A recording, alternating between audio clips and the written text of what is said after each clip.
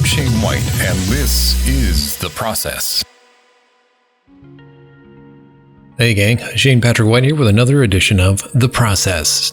Today on The Process, we're going to look at advanced cross-hatching.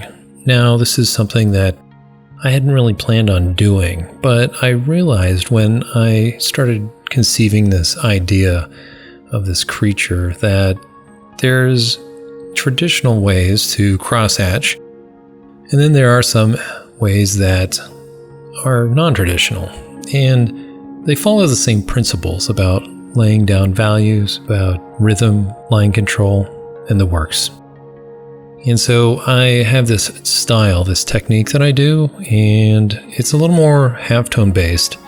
As you can see through the pencils that I'm doing, I do a little bit of the blending with my hands and fingers, as well as line work. And so I wanted to try to combine the two into an illustration, but I also wanted to be able to translate it all back into line. So it's one of those things that I think I like the end result of, but I don't see a lot of other people doing it. So I wanted to share what I know about it, and maybe you can find your own way to express yourself using this technique. So as you can see, I started off with the pencil, and originally with a thumbnail of the design that I wanted to do. And then I started laying out the board in relation to the thumbnail, and found where my lighting was going to go and where I wanted the focal point to be. And now I'm going in with a Hunt 102, which is a fairly basic, very easy to get a hold of dip pen. And I'm using a Speedball Superblack Ink. And when I start with this, I usually have little idea about where I'm going to go with it. I'm going to try things out. I'll go in and lay in areas that I know will probably become dense black at some point. So over time, I'll build up that line work, and the rhythm of that line will eventually turn into a darker value. With this creature, which is very forgiving, by the way, if you're doing creatures or monsters or the like, you can get a lot of range, and you can get a little messy without it affecting the final illustration in a poor way. So that's why I kind of wanted to show you in this illustration, this approach, using a creature as opposed to, say, a beautiful woman, which you would have to have a lot more control. But at some point, I do plan on giving that a try and sharing that with you at a later date.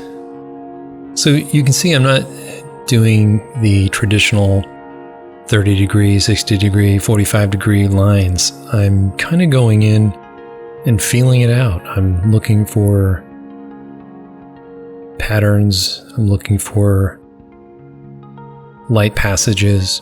I tend to work in the shadow areas mostly to figure out what makes sense to me. And in some cases, especially with this creature, I can get a little more patchy, and it's not gonna have a negative effect. But what I like about this technique is that it's unpredictable, and yet by the time you're finished with it, it'll look really unique, really interesting. But the main key here is, like any other time I do value work, it's all about squinting. Now, if you're squinting, you can see value a lot better. You can see how transitions work between light, medium, and dark. And that's important because when you're doing this level of value structure, especially in line work, you have to have some level of control. And the only way you can get that control is if you know where you're going. And by squinting, it definitely shows you exactly where you need to add more line or less line. And it also will show you where things are patchy or messy and gives you a chance to work that out. I think actually when I look at this technique is actually probably a lot more forgiving than traditional cross-hatching, because it's almost like anything goes, you know? If you were to do circles or squares or squiggly lines, it doesn't matter. I mean, you could actually do all that in one illustration, which is super helpful because say you wanted to render clouds or trees. The trees don't necessarily have to look like the main figure or the grass or the rocks around it. Each thing can kind of look like its own element, and by keeping these things separate and yet the technique the same, they can all live in the same space and still feel like they're done by the same hand without feeling disparate. So it's something worth giving it a try. You know, I think if you're starting out, even though this is advanced cross-hatching, I think the advanced part about it is the confidence. You have to have a lot of confidence that you're going to keep this train on the tracks and not not go over the edge. It's one of those things that I kind of like. It's that whole leaning back in your chair a little bit too far and just catching yourself at the last minute. If you can create art with that feeling in mind, I think that sort of excitement or jolt will translate to the audience who are viewing the work. So it's one of the things that I rarely get a chance to do and rarely have the confidence, but for whatever reason, the day I came up with this idea, I was raring to go. One of the things with showing depth is you can use the white space between the lines to show less density, and that will give you the feeling of depth. You can close those gaps to make things feel denser and closer to you. Another way you can show depth with cross-hatching is thicks and thins. So say you wanted to have something farther away, you can use a thinner line. Things that are closer to you could use a thicker line and more ink and denser grouping of those lines. So it's something worth experimenting and trying. And I think you'll find that even if you switch up your pen like I'm doing here, I started off with a Hunt 102, and then I've switched over to, I believe, a Hunt 22, which is a lot more flexible. It's almost like a brush, which is really, really fascinating. But it gives me a thicker line. And when I push down all the way, it gives me a thicker line. But it can give me just as thin a line. And the reason why I didn't use it from the outset is that the Hunt 102 commands that I have more control up front. What I'm doing here is I'm basically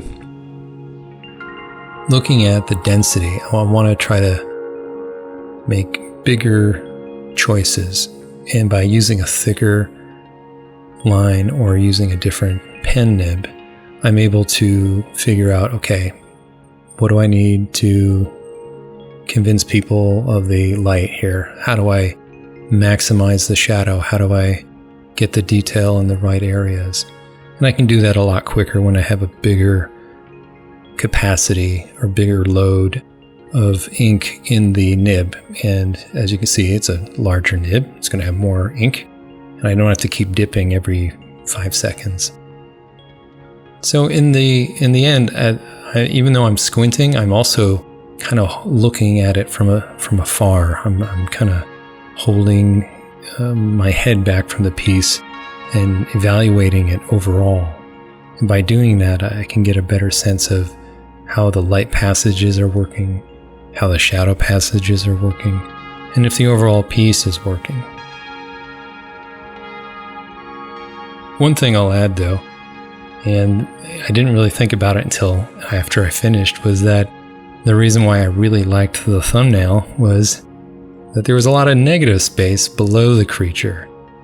And it's one of those things you have to keep in mind. It's like if you're doing something with a lot of line, negative space is also another great way to let the character or the shapes really come into their own. So this creature was sitting on top of a rock, which was on a hill, and below it, the grass sort of faded away. So this piece would have been so much better if it were a little more vertical, it had a little more space. But there you go. You know, you live and learn, and you just try to get it on the next one. Hopefully you enjoyed this advanced cross-hatching video, and if you like it, leave a comment below, subscribe, and share. As always, thanks for watching. Hey gang, it's worth noting that I also have a Patreon. I cover a lot of stuff about comics and storytelling, as well as storyboarding and running your own freelance business at www.patreon.com/Shane Patrick White. I have 4 different tiers available for you to check out today. If you've ever had the desire to start your own art business, this is the Patreon for you at www.patreon.com/Shane Patrick White.